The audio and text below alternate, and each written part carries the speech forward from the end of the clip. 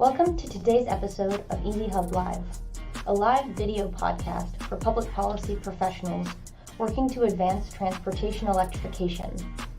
EV Hub Live is recorded live, so to tune in and ask questions or check the schedule, please visit atlasevhub.com/live. On today's episode, we'll be discussing contracting for EV fast charging. What does contracting for public fast charging look like? What are state agencies' priorities? And what challenges do they face as they roll out NEVI funding programs? We'll be hearing from Zach Strauss from Atlas Public Policy and Virginia Smith-Reeder from the Eastern Transportation Coalition to answer these questions and more. Here's your host, Atlas Public Policy's founder, Nick Nigro.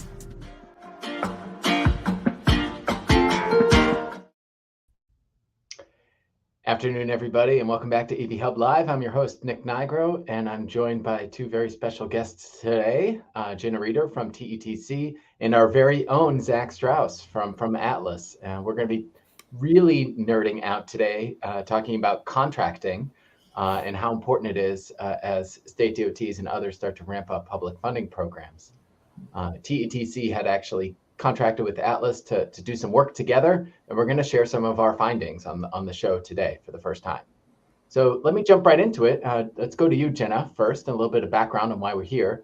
So state agencies have been funding EV charging for more than a decade. Our friends out in Washington and the state of Oregon, those DOTs have had charging funding programs for a while now.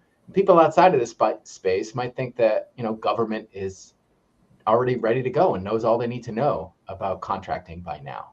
So tell us more from your side about what drove the need for this study and what you hope to gain from it.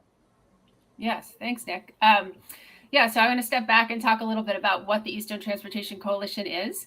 We are an organization based on the Eastern Seaboard side of the United States, and we have 17 member state agencies up and down the East Coast from Maine to Florida. And we work with the state departments of transportation as our core set of members, but then by extension, all of the other kinds of transportation agencies that are in that region within those states. And our sort of bread and butter work is really focused on topics related to transportation that we can work together on, that require regional collaboration, that cross state boundaries, that are things that all state DOTs are kind of and transportation agencies are facing today. And we really like to focus on the ones that pop up new, that are really sticky, and that we can help our agencies and members with real hands-on tools and approaches and kind of new information that's useful to them today. We really try to think about the today. So, and as a member-based organization, we take our direction from our members, and we spend a lot of time listening to them, what their challenges are, and out of that we generate a lot of ideas and different types of projects and topics that we can work on and put back in their hands, again, to do their jobs better, to make their lives easier. So I don't think it's any surprise to anybody that a transition to electric vehicles and that fleet electrification is something that everyone is talking about and thinking about and wrestling with today. And the NEVI program sort of, fell right into the laps of all of these DOTs. And so it hits a lot of those boxes of an issue that's new, it's now, it's consistent for all of our members and all of the states throughout the country. And you did mention there were a few states that have been doing this for a while. Well, those are more the Western states. So we also have a lot of member state agencies that really, this is really new for them, at least for the DOTs, who again are our main core membership. So we were asked to help with this electric vehicle transition for our members, and out of some work and some conversations, came this really immediate need, because as soon as those NEVI plans were set, the states had to get to work very quickly and have gotten to work very quickly trying to figure out how to contract. So that's why the Eastern Transportation Coalition as an agency really got involved in this. It's also where, it's certainly true that state agencies are very good at putting, procurements and contracting, and they hire people to do all the things. There are some real significant differences between what their day-to-day bread and butter is and this sort of EV charging. And I'll just say that, a DOT isn't likely to say, I think we need some new bridges. Will you come, vendors, tell us where they should go? Or I think we should, resurface some pavement, but you tell us where, what we need to do there. And so this EV charging network, that while there's some parameters there and some guidelines, there's a lot more question marks out there. And so it is different. There's also new partners. So there's a lot of reasons why the DOTs really need help doing this. And so we're really excited to be able to bring some funding to the table and work with you on doing this. And so I think what we hope to gain from it is exactly what we gained from it, which is just sort of a very quick first cut. We know that all of this experience that is accruing now will really bring but this first cut based on what has happened so far would bring some sort of immediate findings, some immediate guidance, some immediate things to rise to the surface of things that those DOTs might not have thought of otherwise if they had just sort of tried to go it alone. And that's exactly what we found. So we're really excited to have this resource out there for our members. Yeah, I'll say it's a really great opportunity because, as you mentioned, so many states are new to this space. The idea of collaborating across such a large swath of the country in this way is going to be really impactful and save a lot of people a lot of time. So let's bring Zach into the conversation. Let's dive in here, Zach. Contracting for public fast charging can take many forms and requires the oversight of many different elements. So I'd love for you to talk a little bit about some of the elements that you focused on in the study here, and what should a state agency consider when designing either a contract to go with a charging service provider or putting together a request for proposal or an RFP. Thank you so much, Nick. I'm excited to be here on my home turf here at Atlas. And also want to thank Jenna and Eastern Transportation Coalition for engaging with us and being such a great partner on this research. We engaged in 16 different interviews and surveyed the literature. In those interviews, we talked to state agencies, electric utilities, both municipal and investor-owned, electric vehicle service providers, or this EVSP, so it's private companies that will be contracting with the state agencies, as well as automakers. And nearly all of these people we interviewed have had experience working with or contracting with private entities to install public fast chargers across their states. So we took all that information, took what we could glean from that, and we discerned that there are about 14 different contracting elements that state agencies need to take into consideration when crafting their RFPs or their requests for proposals and designing their contracts with those entities that they will ultimately select. So I'm going to walk you through some of those highlight elements, and we'll go through all of them throughout the conversation today. But just to start us off, agencies will need to figure out sort of if they're going to do a contract or a grant-based model. It's sort of the first fork or bifurcation in the road they'll have to make in that decision tree. But most of the elements we talk about today will apply to both the grant or a contract model, just for everyone's awareness. Additionally, agencies will need to understand what roles and responsibilities that they intend to take on in the fast charging value chain as they contract with the entities, and what they intend to ascribe to the entity, whether that's engineering or site selection or any of those different elements. They'd have to decide sort of what their role will be in the process. And then likewise, they need to figure out how they're going to maintain the stations. Once they're energized, once they're up, how are they going to maintain that 97% uptime requirement? That's a federal law in the NEVI program, and need to take into consideration the operations and maintenance of the stations. And you think about those O&M plans from applicants and know exactly how those entities are going to make good on those commitments and actually maintain them once they're energized. So on top of the O&M is really compliance. How are these entities and how are the agencies going to encourage or incentivize or compel those contract entities to comply with the terms of the contracts? And that could take many forms. We'll go into those later. But that's one of the more important elements I'll highlight. And then additionally, the NEVI contract is really only 5 years. It's the only stipulation is that it's a 5-year mandatory requirement. But what about after that? So agencies will think about how are they going to maintain those chargers after that stipulated period expires, and how are they going to maintain? So that's for the robust integrity of the system. Like, how are they going to make sure those continue to operate after the NEVI program ends? Thinking about also revenue. So will state agencies be the recipients of the charging revenue? Will that all go to the entities? How will they set prices? And how will they pay those contractors? So there's all these things about money, right? How will money be taken? How will money be dispersed? And in what mechanisms will that follow? And in thinking about like the equity of the system, agencies have to think about how are we going to ensure that chargers are not just in high trafficked urban areas, but also in those more remote rural areas, those communities that may have lower EV penetration now, but may have higher penetration later. Thinking about that equity across the system, but also attracting a qualified pool of applicants. Not only do you need to have a dispersal of chargers across your state, you need to make sure that you have a maximum critical mass of qualified applicants that it can actually do the job. So that's something they have to think about also.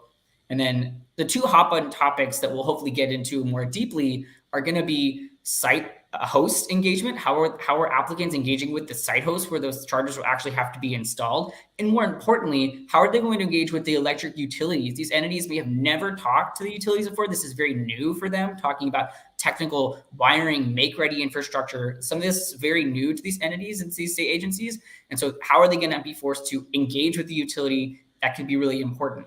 And then lastly here is about the driver's needs. All of this, what I've just mentioned, should be focused on the driver and the driver's needs, convenience, safety, and security. And that's going to also come back to amenities and site access. So that's the high-level elements that we looked at. And I'm happy to go into any detail about the findings behind what we discovered and answer any follow-up questions you might have.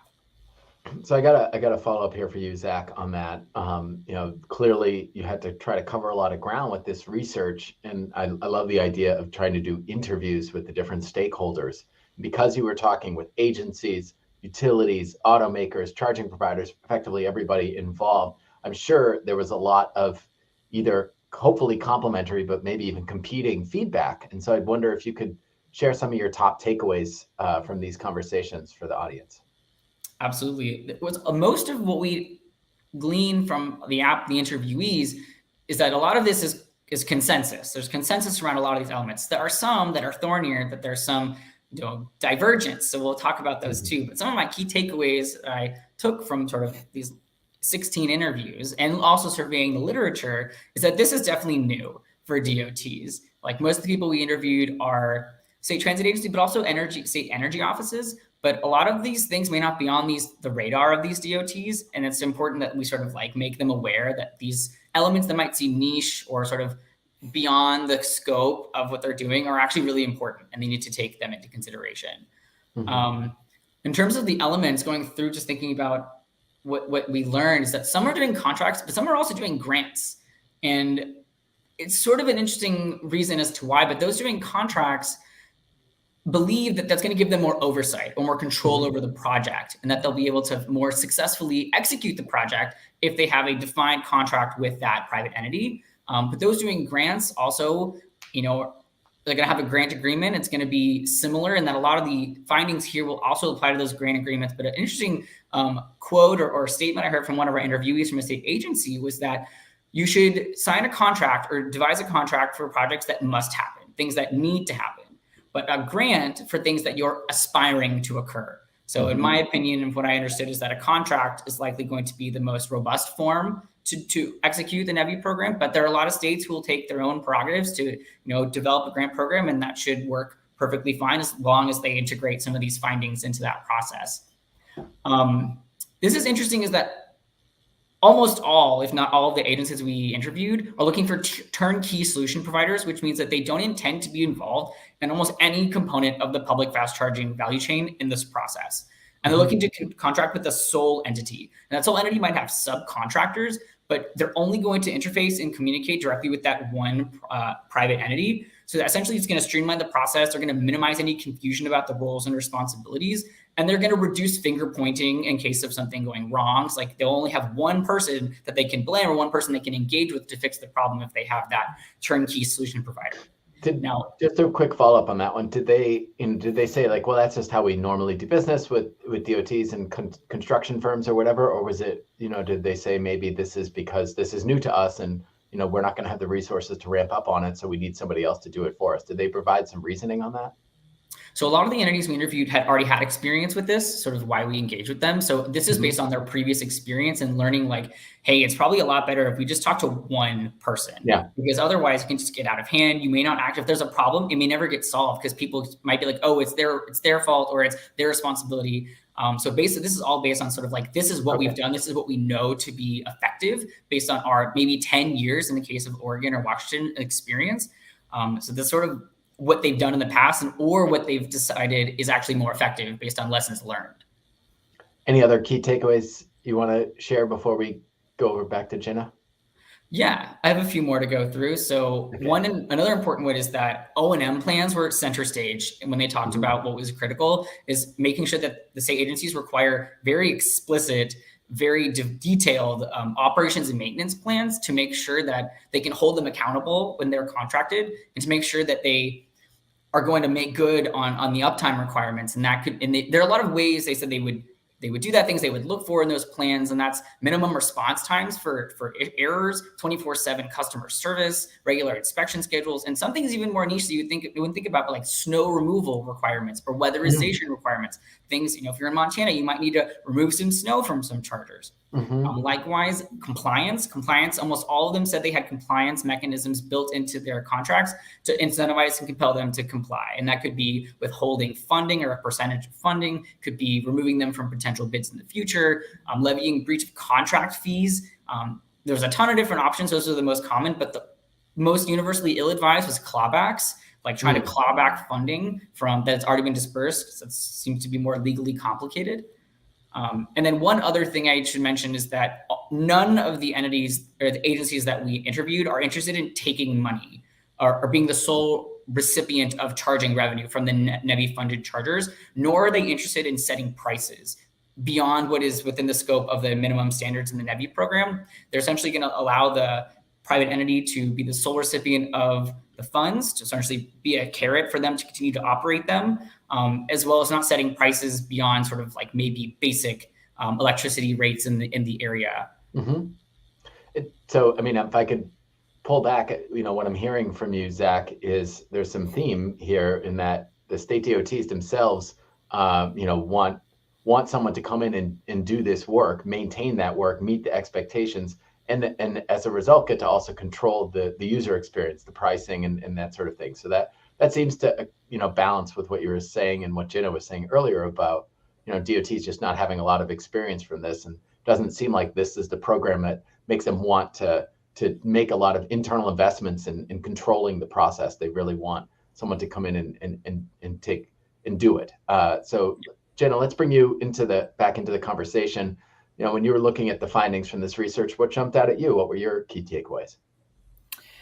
So a lot of what Zach just highlighted are some of the really key, interesting things. I think one thing that is unique about this resource that I really think was part of how well designed it is that Atlas, you really went out and spoke with people from all perspectives in all aspects of this who have experience, who've done it. It's not just the ones that were thinking about doing it or getting into the game here. And so I think often, at least in the transportation industry, where we work a lot with transportation agencies, we go around and we talk to how all the agencies and how they do it. But this really, brought in the voice of the EV service providers and the utilities, which are key partners. But it just created a really rich and nuanced resource, which isn't necessarily that was surprising, but I feel like it really was excellent. It did create a richness. I think the two elements, and Zach touched on them slightly, but I'll sort of highlight why I think they were particularly useful, or are particularly useful for our audience. One was the idea of a site host commitment, that someone going into this might say, well, if I'm going to get a response, a proposal from a vendor, I want to know that vendor can definitely build that EV charger in that location, and that the person who owns that location definitely it is ready to do this and is committed to this particular vendor. And what Zach's research found was that actually that can backfire, because a good site host might have be approached by a number of vendors, and they don't necessarily know which one is going to get the award from the state, and so they don't necessarily want to commit yet, or maybe they have their own vetting process or something like that, and so that can actually backfire to require those kind of commitment letters. What they did find was that it can be useful to have kind of a letter of intent, and a site host can say, yes, we are open to being a site host for this vendor if this all comes together and this happens. And I think that is, as we've been talking about this work with our members, I've heard many people say, oh, interesting. Yeah, that's not, I would have expected that really we should be thinking about all the parts and kind of lock it in and make sure that we're getting these solid baked in things. And the other thing is kind of in that same line is the question of getting a cost estimate from the utility and requiring that as part of an application. And I think there are some findings there that sometimes that's not possible, or the utility, it would take so long for the utility to do that work. And not that it isn't important, it's not part of the puzzle, but that again, part of requiring that as part of your proposal might cause some issues that would mean that you wouldn't eventually get sort of the best opportunities to work forward with. So those are some examples of things that I think were surprising to our members, the folks that had not done this before. And again, just to underscore why this is so useful, to have spoken to the folks that have been doing this for 10 years and have brought their lessons learned to the table and shared them with everybody else who has to do this now. So those are some really valuable lessons there. Yeah, I definitely hear you on the site host piece being a little counterintuitive, but it does make sense as you think like into the second order and third order effects of locking that down. What kind of site host you're going to get if you're forcing them to make a commitment in advance. So that's a really good observation there. Let's stick with you, Jenna, and talk a little bit about designing RFPs for the charging projects and what are some of the key priorities for DOTs. This is new to them, as we've been saying a few times here today. So what do you think are their key priorities and the challenges that they're going to face as they go through this process, many of them for the first time? Yeah, well, so as we've been working with our members, I think one of their main priorities is equity. And again, Zach sort of touched on this a little bit, but how are they ensuring that that the EV charger network that they're going to build in their state is going to meet sort of be deployed, how these are government funds that are being pushed out there, how they're going to be distributed in a way that is equitable and reaches our EJ communities, our rural communities, that we're not just building these stations in places that we know where there's going to be a lot of revenue coming in, and that we actually need them in places where people don't have home charging, residential charging available. I mean, I think that what I've heard and learned is that 80 to 90% of EV charging will happen in people's homes, in their garages, or their driveways. But for those who don't have that, having access to an EV, that it can only work if you have reliable charging. So that's really important. So I think that the DOTs, and I think a lot of them see this. There are lots of ways that EV chargers are going to get set up. Lots of opportunities in the market, but the government role here is really to kind of look at that equity issue and make sure that they're being deployed in a way that meets all of our community's needs. I think the other priority that we've already sort of touched on is like they don't want to own these things. They don't want to maintain them. They just want them out there. They just want them to work. A lot of them, I've heard them say this. Some of our DOT commissioners saying, well, I don't own gas stations. I don't want to own an EV charger station. And so those are some of the priorities that I think are sort of baked into some of the thinking about how these contracting mechanisms and the RFPs are working. I think one of the key challenges is another one this stuff is all related, is this staff knowledge and capacity. We're at a time where hiring in state agencies is really, really hard. We hear all the time about they have record numbers of vacancies in these state agencies. And also, this is a brand new thing, as we've touched on, working with utilities, this whole space. It's not something that you've got a lot of staff that's already on board who kind of know what to do here.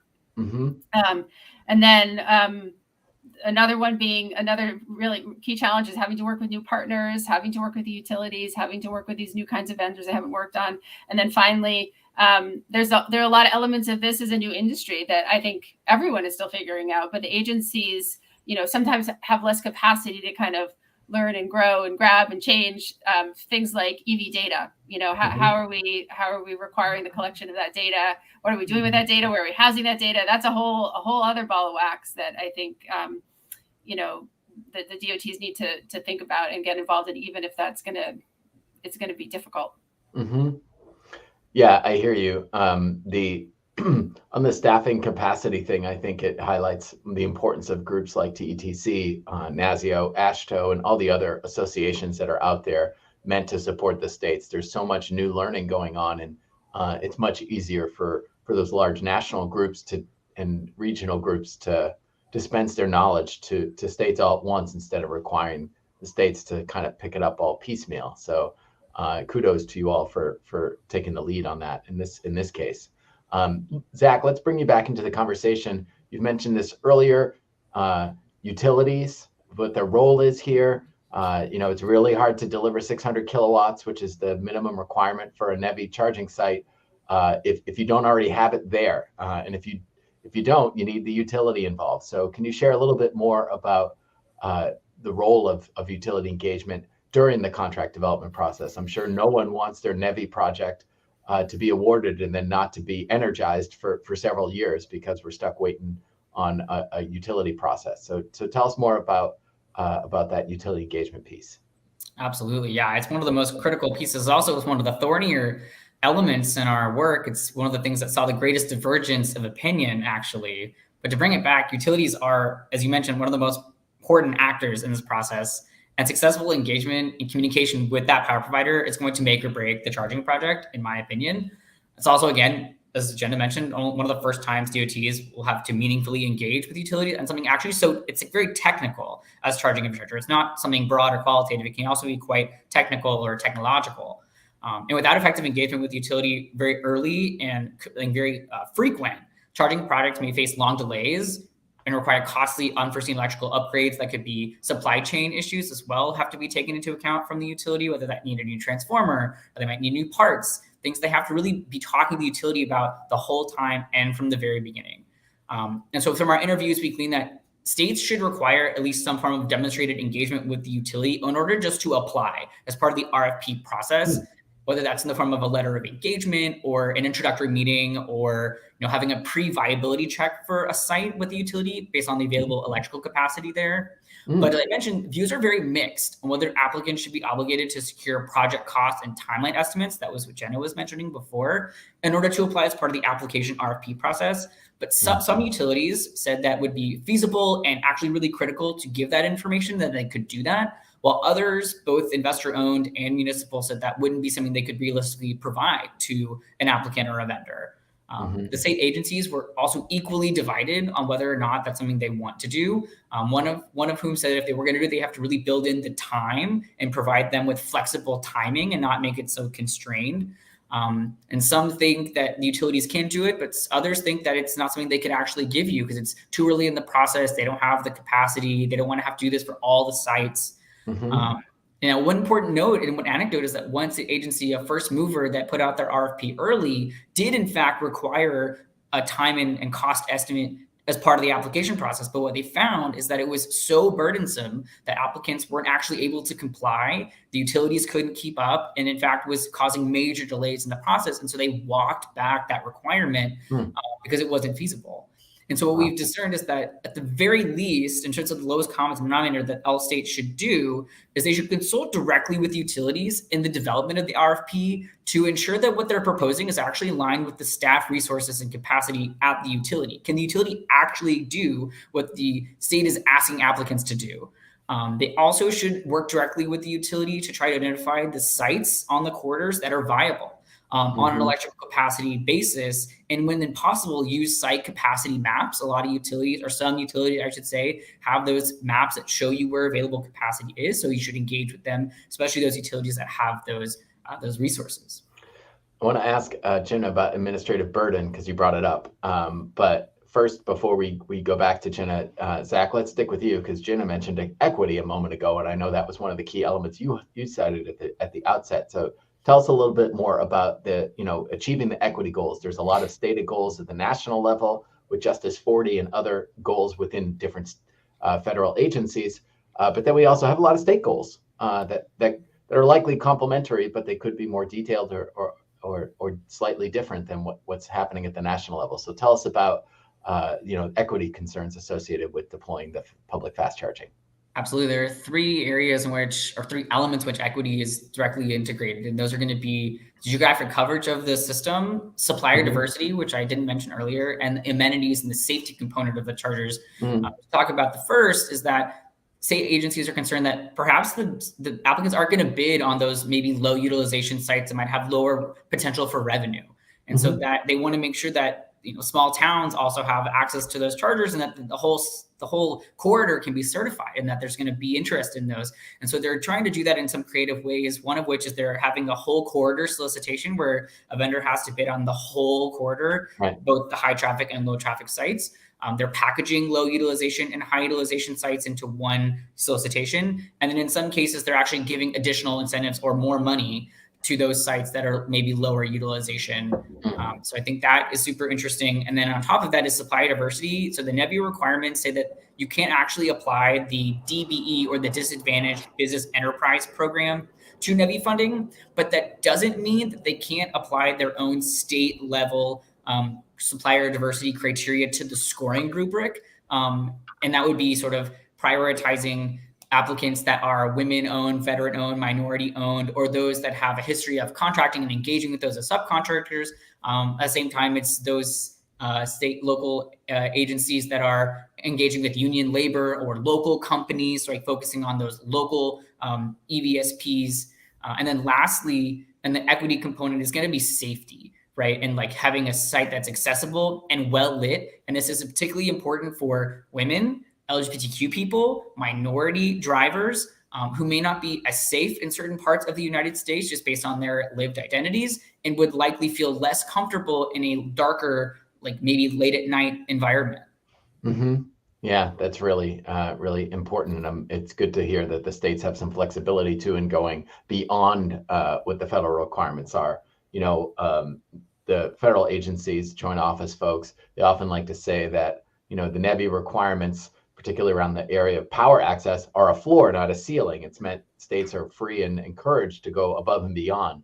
And it's good to hear that states can go above and beyond in a number of facets like equity. So we're running a little low on time. I hope it's okay if we go a little over today, but I want to ask a couple more questions. First to you, Jenna, on administrative burden. Zach had brought this up about the challenges of balancing. We got these really important goals that we want to try to achieve. We also want a diverse group of applicants. We don't want it to just all go to one company necessarily, or at least we don't want to have some choice in the matter, and achieve the outcomes that are there. And so tell us a little bit about how states can balance that need to encourage innovative and new ideas and get new companies into the marketplace, but also get the certainty that these applicants are going to achieve the goals and deliver on the promises that they're trying to make.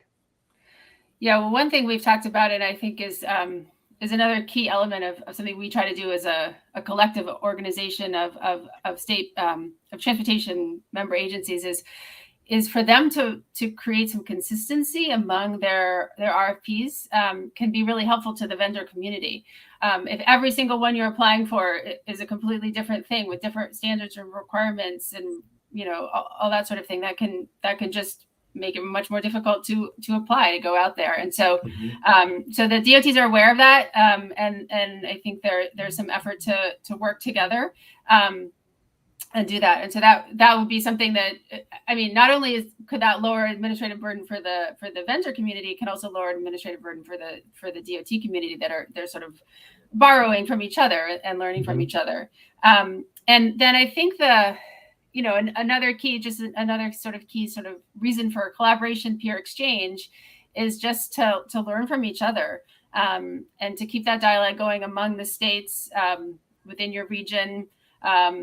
and there are a lot of nuances. The way the utilities are set up in different regions of the country can vary quite a bit. So finding those other agencies and types of communities, whether you have more rural, more urban, what your demographics are, finding those states that there's things that are more similar to try to kind of work together and build off of what each of you are learning. I think that can really help make this a little bit easier.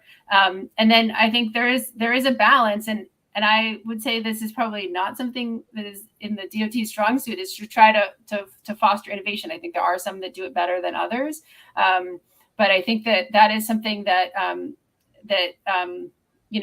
those DOTs leaders that are really out front, that are thinking about this, need to lead the way in sort of creating enough of an open opportunity for new ideas, not just sort of going in with an expectation of what they're going to get, but it's a balance. It's a balancing act to try to make sure that that they're still going to meet those basic needs.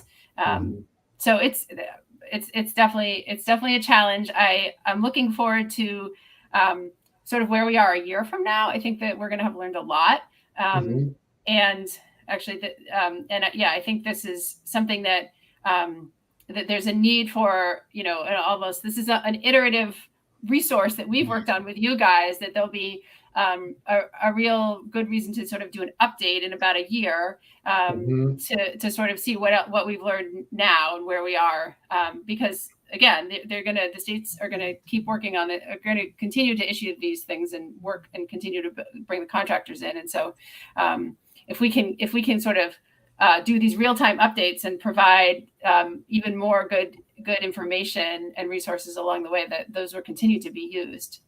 Yeah, that's a really fabulous point about the longevity of the program. It's a 5-year program. There's going to be multiple iterations, multiple grants, multiple contracting processes set up, and clearly the market's moving faster than many of us can keep up. So I can see a lot changing, even in the conversation we're having today, what that conversation looks like 2 to 3, 4 years from now.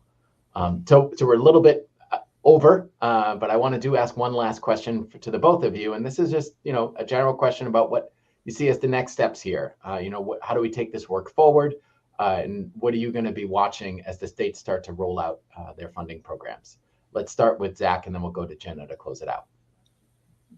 I mean, essentially, it's just to get this information out to the many people who need to see it as possible. It's all of the program managers at the DOTs, all the transit agency people, oftentimes just one, maybe 2 people who are helping to manage all this at every state. But those are those key people that are going to be making these decisions based on how they're designing their RFPs and writing their contracts. So it's making sure we're circulating the information, getting those best practices and those underlying principles to them so that they can build them in from the beginning and not have to sort of retrofit what they've done based on what they had to painfully learn. Jenna, to you.